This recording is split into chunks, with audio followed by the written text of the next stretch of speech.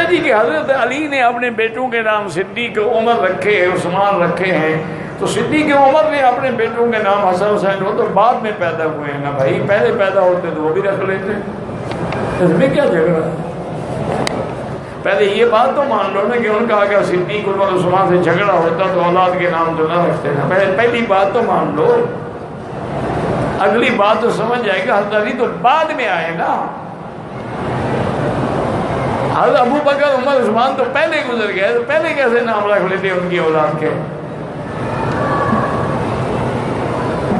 حضرت امیر معاویہ اور حضرت علی کی جنگیں ہوئی ہیں، بالکل ہوئی ہیں، دونوں مجتہد تھے، دونوں صحابی تھے، اور دونوں کو اللہ نے معاف کر دیا، فرمایا کلًا وعد اللہ، سب کے ساتھ جنت کا وعدہ ہے، تمہیں کیا فکر ہے؟ تم اپنی لڑائیوں کا فکر کرو،